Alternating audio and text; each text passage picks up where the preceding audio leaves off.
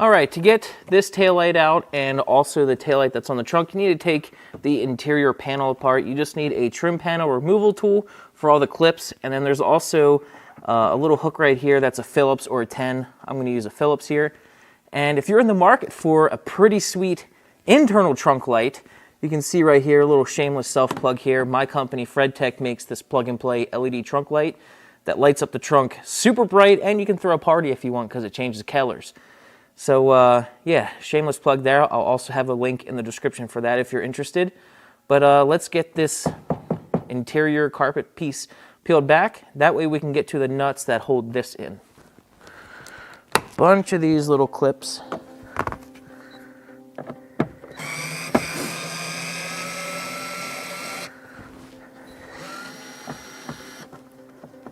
That's pretty much all you need to do. And then you can access the 3 nuts right here that secure the taillight, and it comes right off.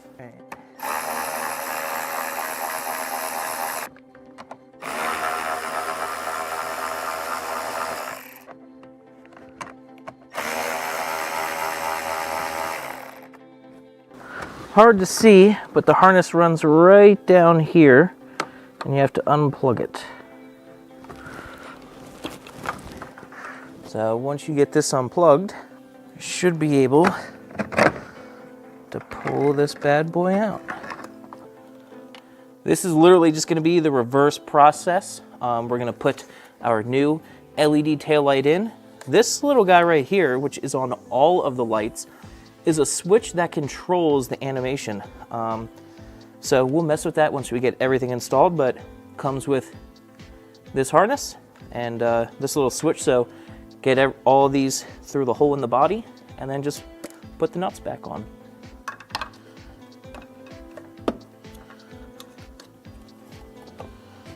It's very important when you go to tighten these, you don't need to make them super tight. You don't want to break the studs.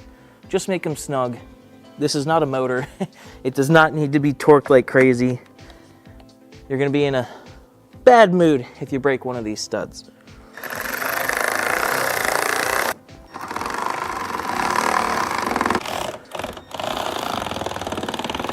Once again, hard to see just because it's way down here, but we'll get this connector plugged in. Then we'll plug our harness that came with the kit into this little guy. The purpose of this harness is to connect the taillights together, I guess for the sequential stuff. So we'll plug this in like that, and then this one will route to the light that's on the trunk itself. We'll get the trunk light installed. Pop off these clips. There's only 3 fasteners holding this light on. You got 2 plastic nuts right here.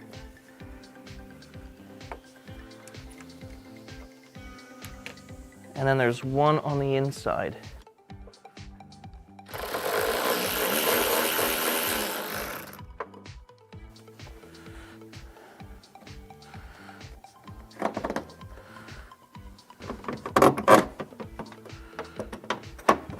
Okay, now that that's loose, we'll unplug it from here.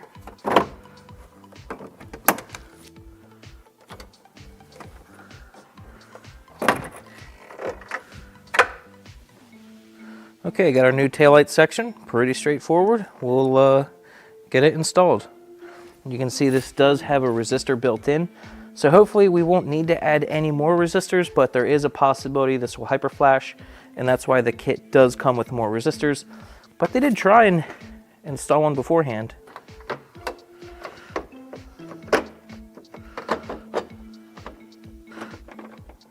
When installing and removing this nut in particular, be very careful. It has the tendency to fall out. If it does fall out, it's going to fall down here in this corner, and you'll need to get a magnet and get it. Not that big of a deal, but it is possible. It did happen to me. So with the taillight out, you can just put a magnet straight down in here in this corner, and that's where it's going to be.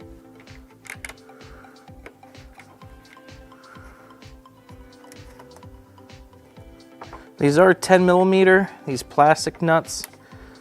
I'm just doing it by hand, and I just tightened that one down too much and the stud came through. So you don't need to make these tight. I literally just broke that one. So just make them hand tight. Here's our little switch to control the animation, and we'll get this wired up. Put that in there. And here is the wire that we connected to the taillight on the fender. We'll plug that in right here. We'll tidy that up later once we have this complete. So for now, I'm just gonna connect the wires directly. I'm not gonna run this neatly. I'm gonna get the other side installed and then get the sequence and animations and everything to the way I like it, and then I'll come back and clean everything up. But that basically is the mechanical part of this install. Very straightforward.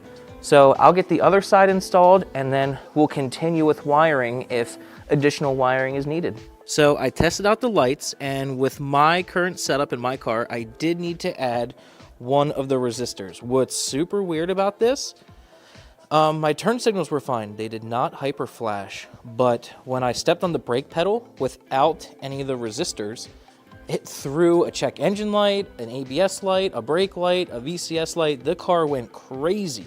So for the resistors with the red and black wire, you have two different sizes, a larger one and a smaller one. I first used the larger ones and I didn't like how hot they got. They got pretty hot and softened the heat shrink around it, which made me feel uncomfortable. So I stepped down to the smaller resistor, and very simple, I just used two wire taps, and you connect the red wire of the resistor to the red wire on the taillight harness, and the black wire to the black wire. Very simple, and I just used two wire taps on each side.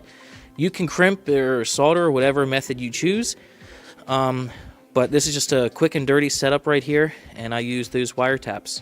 So now that I have everything working properly, I can go back and clean this up off camera and properly run the wires, but you guys don't need to see that. It's tedious and boring. So why don't I show you what these look like? And before I show you these taillights, these switches, there's a switch on each taillight, so there's 4 switches total, and all they do is activate or deactivate the startup animation and the sequential turn signal. So one setting, you get the sequential and the animation, and the other setting, it's turned off, and they just operate normal on and off. So with this car, when I activated the animation and the sequential turn signal, that's when the car got unhappy and threw all those lights. If I turned off the animation and sequential, I did not need to add the resistor. Very weird, but I do like the animation and sequential turn signal, so I'm gonna leave the resistors in and leave the animation on. So let's close the trunk, turn the shop lights off, and you can see how these lights look.